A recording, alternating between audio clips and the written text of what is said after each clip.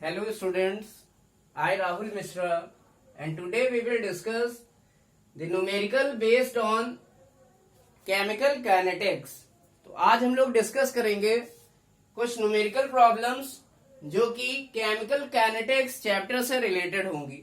So listen, so your first question is find out the unit and value of rate constant for first order reaction whose half life time is 100 second.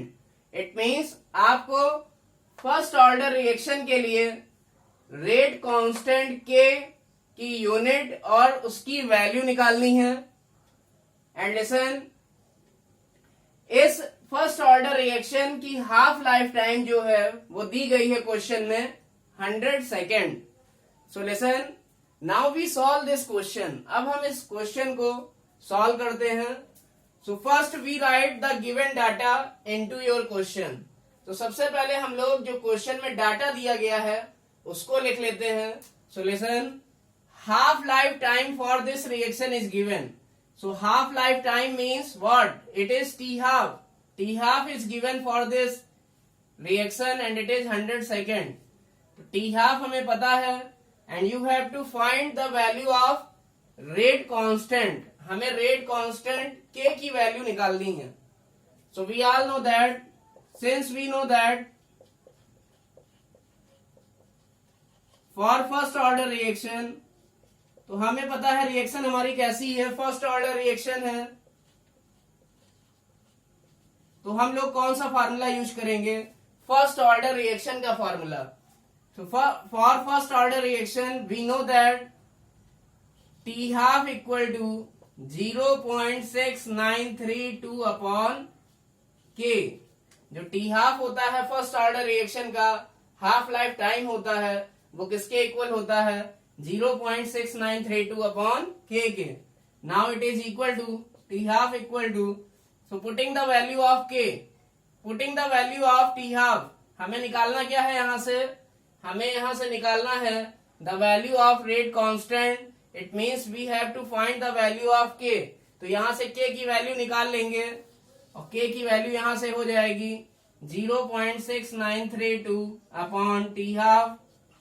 So it will be equal to 0.6932 divided by putting the value of T half, so it is 100 second. Now K will become 0.6932 into 10 to the power -2। जब इसको ऊपर लिए जाएंगे तो ये 10 to the power -2 हो जाएगा। And listen, अब हम क्या करेंगे? एक डिजिट के बाद पॉइंट लगाएंगे तो हमारी पावर हो जाएगी K. Now K will be equal to 6.93 2 into 10 to the power -3। ये हो जाएगा 6.932 into 10 to the power -3। And unit will be, इस के की यूनिट क्या होगी? के की यूनिट होगी 0.6932 की कोई यूनिट नहीं, टी हाफ की यूनिट होती है सेकेंड। तो ये हो जाएगी unit 1 upon second means second inverse. It means जो हमारी यूनिट है के की वो क्या आएगी? Second inverse. So unit of rate constant will be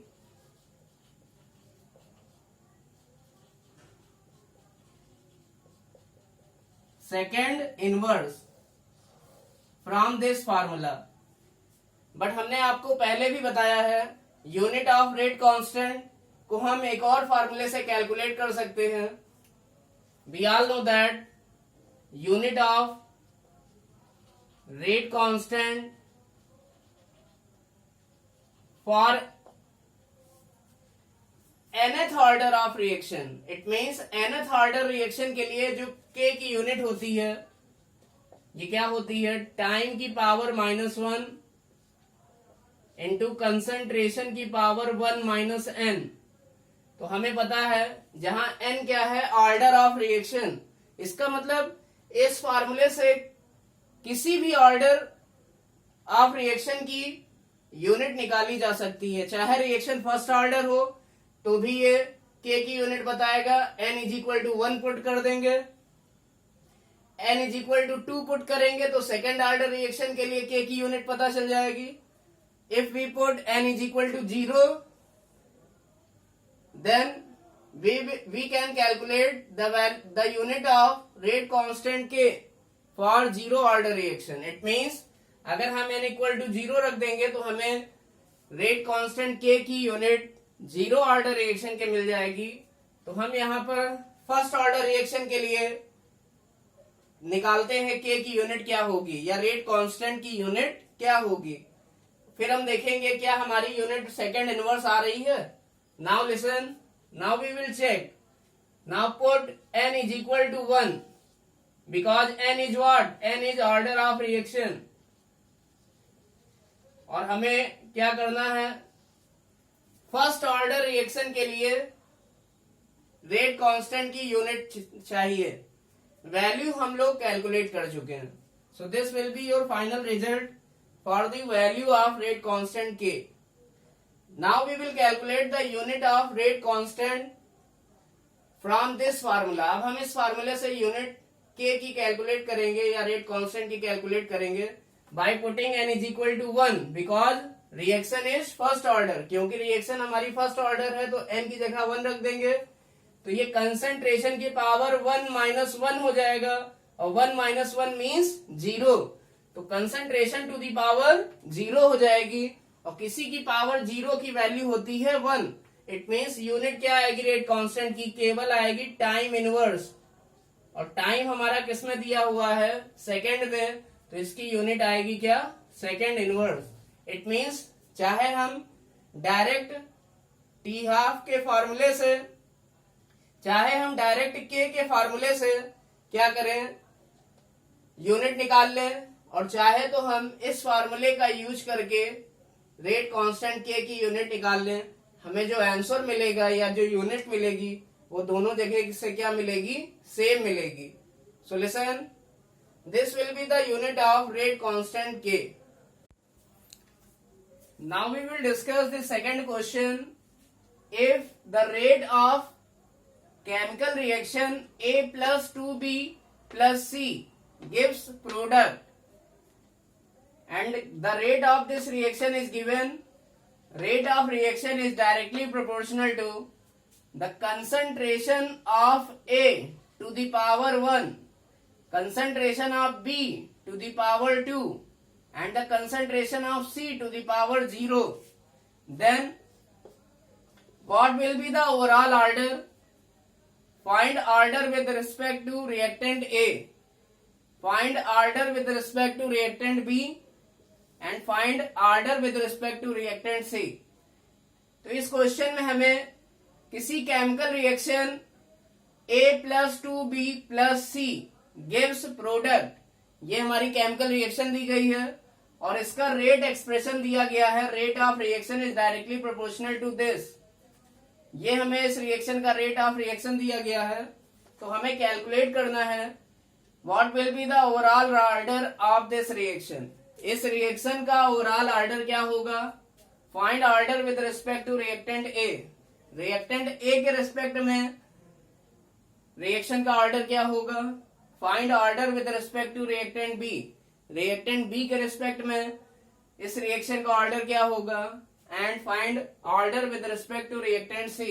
it means reactant C के रिस्पेक्ट में इस रिएक्शन का ऑर्डर क्या होगा।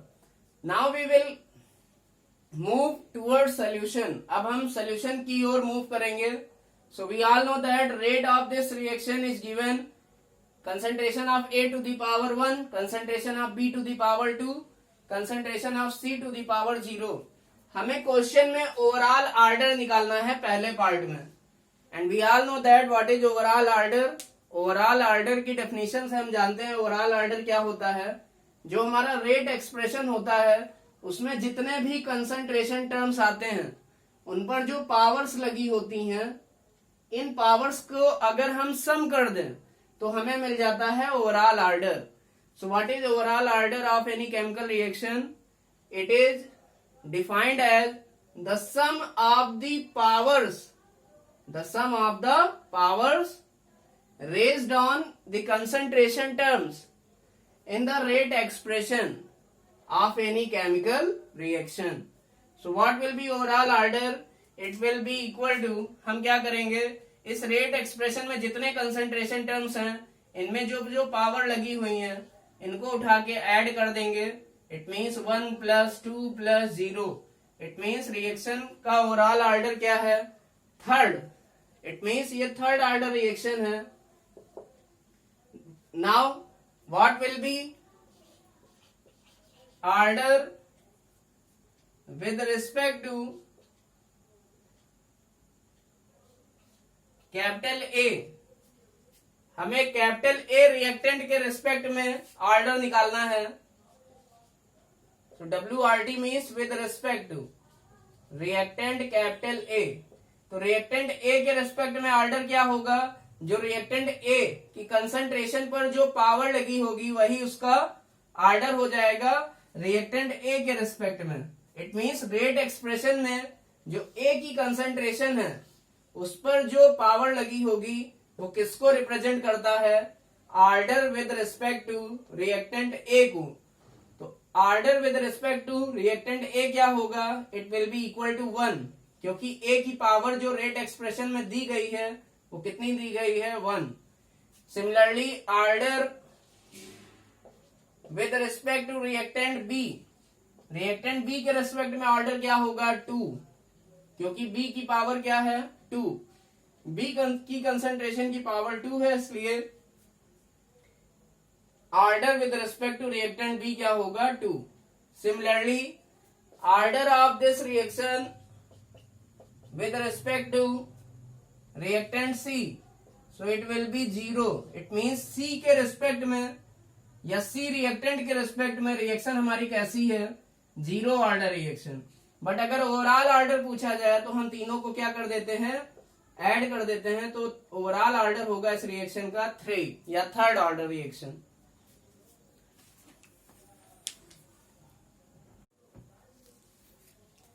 Now next question is prove that the time required for the completion of 3/4 of any first order reaction is twice the time required for the completion of half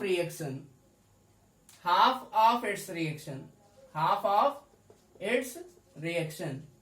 It means इस question में हमें prove करना है कि time किसी reaction को 3/4 किसी reaction का 3/4 कंप्लीट होने में जो टाइम लगता है, that time, it means we are talking about T 3/4.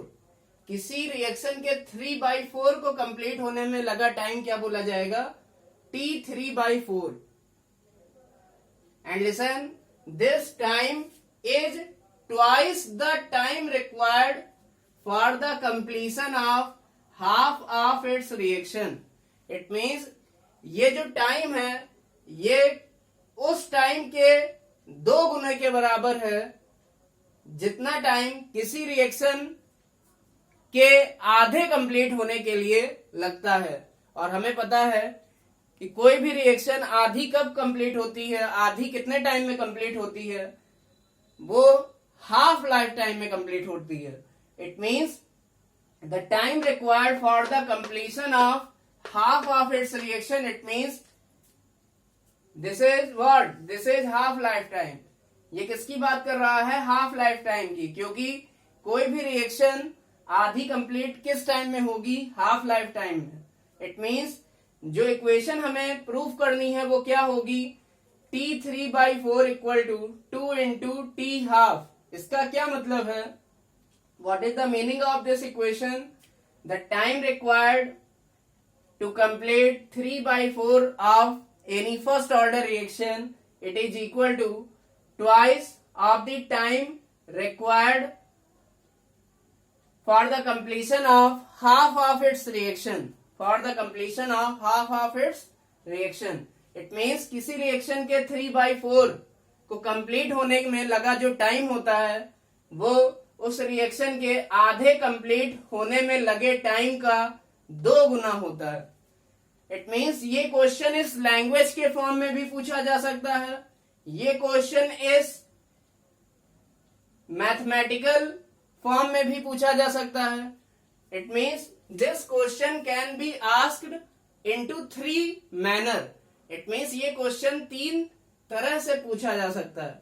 First in language form, second in mathematical form and third in other mathematical form.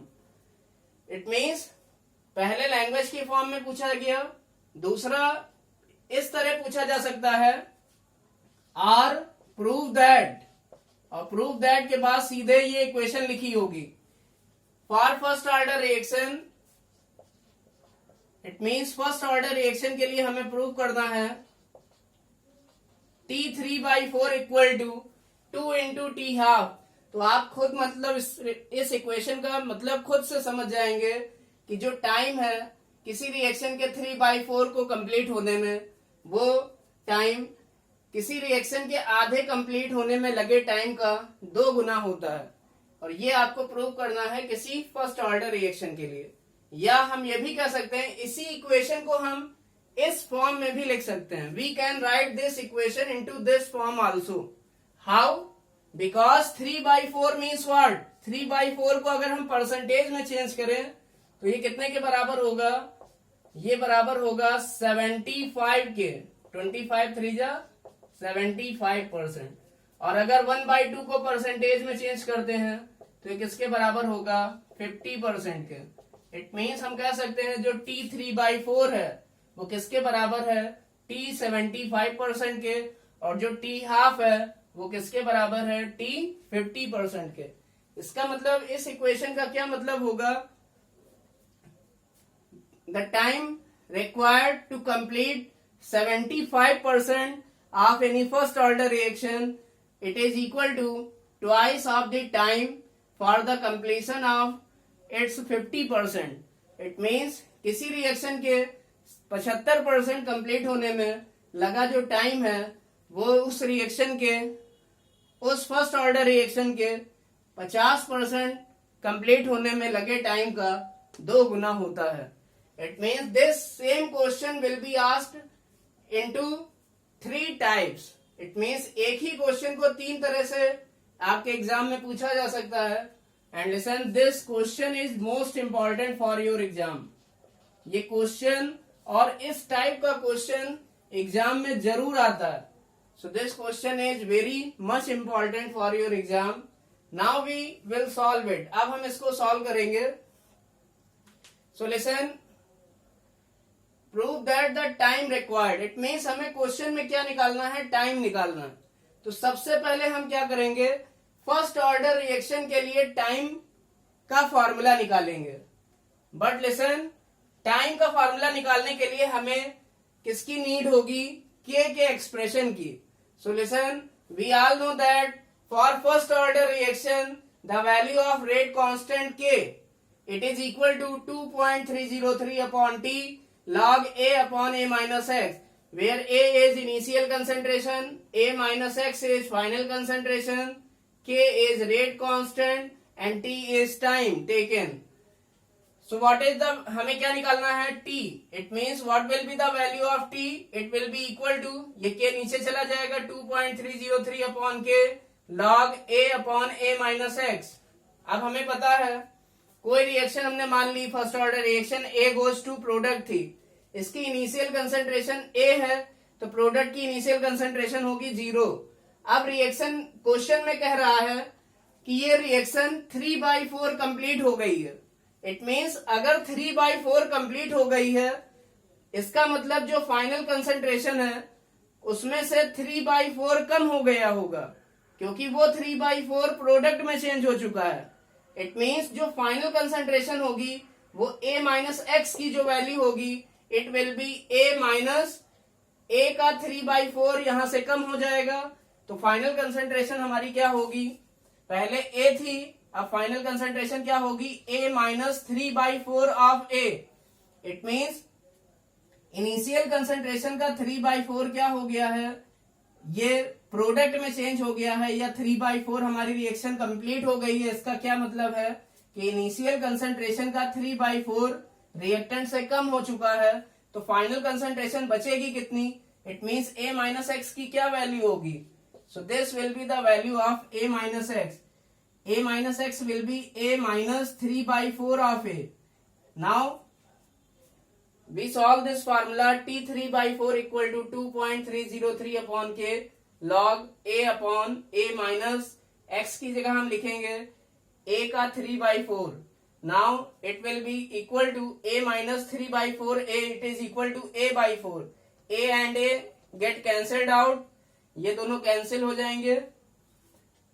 And listen, ये 4 आपका ऊपर आ जाएगा न्यूमरेटर में। Now it will become, this equation will become T3/4 equal to 2.303 upon K, और ये हो जाएगा log 4, और हमें पता है log 4 को हम लिख सकते हैं log 4 इक्वल टू log 2 की पावर 2, एंड log 2 की पावर 2 means 2 log 2, because log m to the power n होता है n log m। तो हमने log की वो आइडेंटिटी यूज की, log m की पावर n equal to n log m। n log m मतलब ये n है और ये m है, तो ये जो n होता है, जो पावर होती है, वो आगे आ जाती है। It means log 2 to the power 2 equal to 2 log 2। So listen, log 4 को हमने लिख सकते हैं log 2 की पावर 2, और log 2 की पावर 2 को क्या लिख सकते हैं, 2 log 2। तो हमने डायरेक्ट यहाँ log 4 की जगह 2 log 2 पुट कर दिया। log 2, अब हमने क्या किया, इस 2 को बाहर निकाल लिया, इस 2 को बाहर निकाल लिया, और अंदर क्या किया, 2.303 इंटू log 2 की वैल्यू पुट कर दी 0.3010। तो log 2 की वैल्यू यहाँ पुट कर दी 0.3010 डिवाइडेड बाई K। तो इसको हमने एक साथ ले लिया। अब हम जानते हैं इन दोनों को मल्टीप्लाई करके आता है 0.6932 अपॉन K हो जाएगा ये। अब ये हमारा बन गया 0.6932 what upon K। What is this, this is the formula of half life time for first order reaction.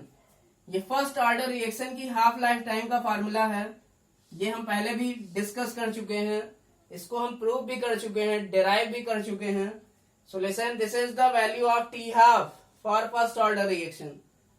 First order reaction के लिए जो T हाफ का फॉर्मूला आता था वो क्या आता था, 0.6932 अपॉन K, और हम इतने पार्ट की जगह क्या लिख सकते हैं, T half. It means T3/4 equal to 2 into T half, we can write it. तो इतने की जगह हम क्या लिख सकते हैं, T3/4 equal to 2 into T half. Now listen, now you can note it.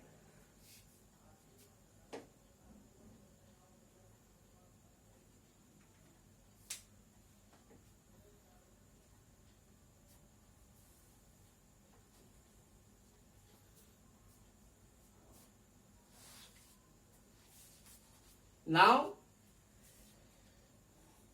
we can prove this into percentage form also.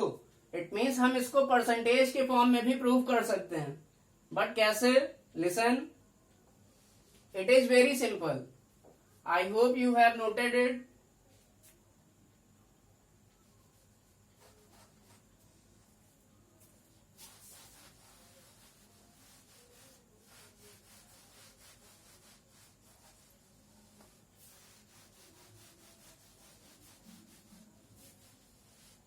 It means अगर हमें T 75% equal to 2 into T 50% prove करना है, तो हम क्या करेंगे, सबसे पहले T 75% निकालेंगे। इट मीन्स किसी रिएक्शन के 75% में लगा जो टाइम होता है उसे कहते हैं T 75%, and it is equal to 2.303 upon K log A। What is A? A को हमने मान लिया, क्या हमने माना, A हमारी इनिशियल कंसंट्रेशन थी, जो कि कितनी थी, हमने कंसीडर किया 100। कितनी थी 100। और a माइनस एक्स क्या है, what is a minus x, a हमारी है इनिशियल कंसेंट्रेशन और a माइनस एक्स क्या है, पूरी फाइनल कंसेंट्रेशन। इट मीन्स अगर रिएक्शन 75% कंप्लीट हो चुकी है, इट मीन्स 100 रिएक्टेंट था जिसमें से 75% कंप्लीट हो गया, तो बचा कितना 100 माइनस 75। इट मीन्स जो फाइनल कंसेंट्रेशन हमारी बचेगी वो कितनी बचेगी, 25 बचेगी। इट मीन्स जो a माइनस एक्स की वैल्यू है वो कितनी है, 25 है, और a की वैल्यू कितनी है, 100 है। It means we can write 100 upon a minus x की वैल्यू हम डायरेक्ट यहां से कितनी लिख सकते हैं, 25।